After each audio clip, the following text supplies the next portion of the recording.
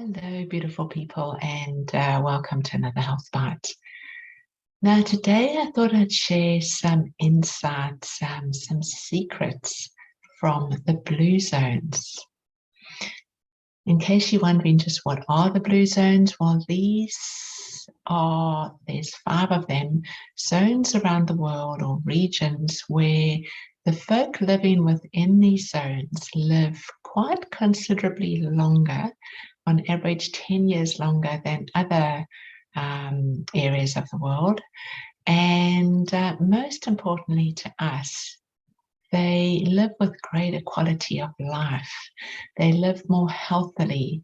And when they frequently live beyond 100, when they finally pass, it's not because of cancer or heart and cardiovascular disease or diabetes, etc., but simply because they're reaching the end of their soul contract, if you like. And so they have many wisdoms to share with us that we could benefit from and could embrace in our own lives to live longer and better quality lives. So with that said, let's first look at just where are these 5 blue zones, and then we're going to get into just what their habits and their the everyday way of life is like, so that we can embrace and take on some of those qualities too. So the 5 zones are, firstly, the island of Sardinia of Italy. Secondly, the island of Ikaria of Greece. The island of Okinawa of Japan. The Nicoya Peninsula of Costa Rica. And Loma Linda in California. And this last one is where the Seventh-day Adventists live. So, having shared those 5 zones, let's look at what it is they do to enjoy this longevity and health. First of all, their diet is predominantly plant-based. When they do eat meat occasionally, it is, for example, at a time of a celebration, perhaps a festival where the entire community comes together. So they're not exclusively vegetarian or vegan. However, they certainly have a strongly plant-based diet. And when they do eat meat, it is good quality. It's not the meat from feedlots that have been injected with hormones and antibiotics, etc. Secondly, and let's just stay on diet for now, is the diet is crucially very natural. For the most part, they are living off the land. So there's no or very minimal processed food in their diet. So none of the genetically modified food, the glyphosate spread food. So these are the chemicals that are routinely spread on crops, on our fruit and vegetables. So they're not coming from a tin and a package and being altered by man, but instead food as we find it in nature, as it was originally designed. In addition to that, their diet is largely focused around fruit and vegetables. And as I said a moment ago, it is the organic version, not labeled organic, but not sprayed. In addition to this huge proportion of vegetables and fruit in the diet, there is a strong inclusion of legumes on a near daily basis. Now, what are legumes? Well, first of all, beans. Beans is a very strong focus in all of these blue zones. And as you may know, there are many different types of beans, and this can vary depending on the region and the world that you may live. But beans across the board have a multitude of wonderful health characteristics. So if you're not eating beans on a regular basis, I really encourage you to do so and learn how to introduce it into a variety of different meals and add them to salads, etc., and really become very familiar with how to cook beans and to enjoy their versatility. They really can be enjoyed in so many different casseroles and stews, etc., etc. In addition to beans, other legumes that show a strong prevalence in these blue zones are chickpeas, lentils, just the ordinary peas. So all of the legumes indeed feature highly. Nuts and seeds, very important, and we know the various nuts and seeds have amazing oils that we can benefit from. So including a variety of nuts and seeds, very valuable. Together with that, healthy oils. So these are the extra virgin olive oil, flaxseed oil, hemp oil, avocado oil, etc. They do not include margarine, canola oil, which is usually genetically modified, and many of the blends of oils that have been altered and really not how they originally are grown in nature. So the healthy oils, really important.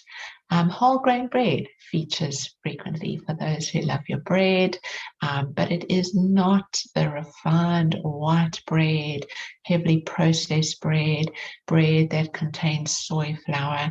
No, it tends to focus on the stone ground flours, those that have not been genetically modified, sourdough bread, etc. So whole grain bread, absolutely fine. Now moving on from diet for a moment, another really important characteristic that we see time and again in these blue zone regions is the fact that they enjoy close-knit communities. And strong family ties, strong units that they support, and they really are constantly growing and reinforcing. And even if one doesn't come from a large family, really of equal importance is just fostering strong interpersonal relationships, strong friendships, so that there is this feeling of mutual love and support, really, really an important characteristic. And you might have noticed that most of these zones that I referred to were either on islands or peninsula, or in the case of the Seventh-day Adventists, very localized community. So always there's this focus on community and sticking together. In addition, the next point that we see time and again in the blue zones is an active lifestyle. And we're talking about moderate activities. So there's no marathon running for those of you who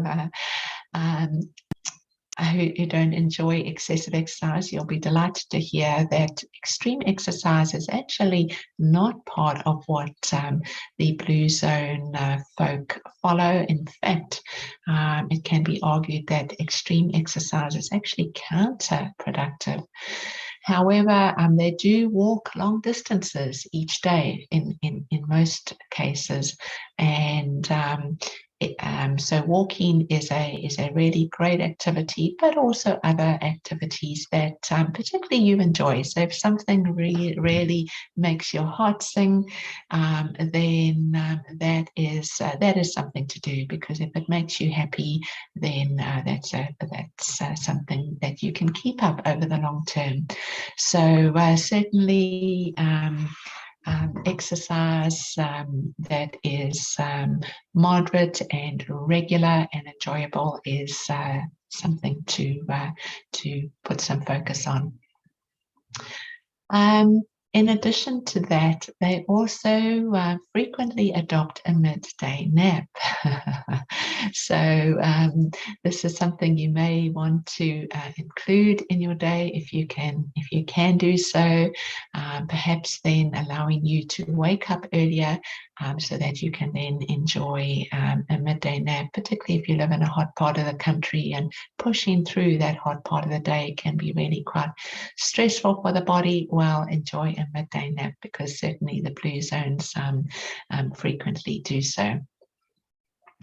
In addition, the stress levels in these zones are really minimized. And we know this is common sense, that stress is not go hand in hand with great health. Now, it doesn't mean that you have no stress in your life, but certainly for most people, stress is an everyday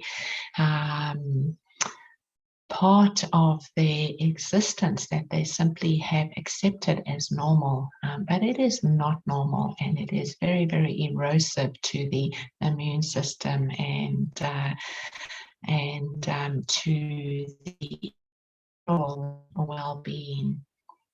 So we really want to make changes where necessary to minimize stress. Now, this may require massive changes in your daily activity, in the work you do or don't do. And so I really encourage you to think about this one and make the big changes that are needed, if they are indeed needed, so that your daily routine is such that stress is significantly reduced. And every day it does not consist of a massive to-do list, and no downtime for simply being and simply enjoying quality of life with those you love and doing the things you love to do. In addition to this, another point that we see again and again in the blue zones is having a sense of purpose to their life. Now, this can show up in many different shapes and forms. It certainly doesn't mean that we need to go out and be changing the world.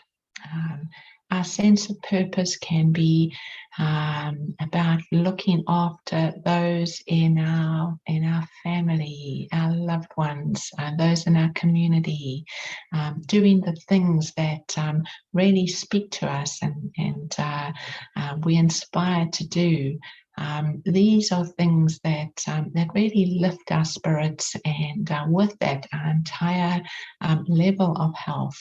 So, if there are hobbies, if there are activities that really light your being, I really encourage you to put aside more time to be doing these activities, because not only will you be benefiting and your health across the board, but so will those from that are around you, because they too will be benefiting from you fulfilling your purpose. And then for those of you who enjoy the odd glass of wine, I have good news for you. The blue zones frequently enjoy a glass or even up to 2 glasses at times during their times of festivities when they come together as a community. They do not abuse alcohol. They do not have excessive amounts, but they do enjoy a good quality wine, organic, of course.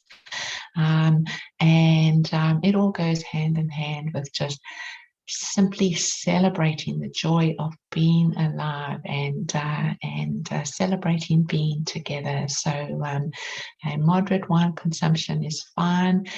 the one blue zone that doesn't have any wine in their diet are the Seventh-day Adventists. They're the one exception. And then finally on our list, but and not least, is the blue zones enjoy a level of spirituality. They have a strong faith. Now, this can be any faith. It can be any religion or any type of spirituality. But there is this belief, there's this faith in a higher power that is there for their highest good and the good of the whole, and they are strongly supported in believing this, and there's a great deal of trust and surrender in living in this way with this spiritual faith. So, dear friends, there you have it. Those are the key points amongst those folk living in the blue zones that over centuries have shown has led to them living more abundant lives in terms of love and joy and greater health and greater longevity.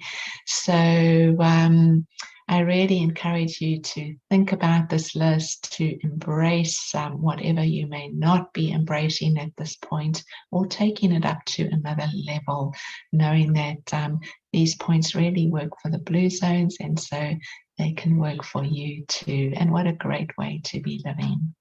So with that said, I do hope you found that helpful. I'd love to hear your comments.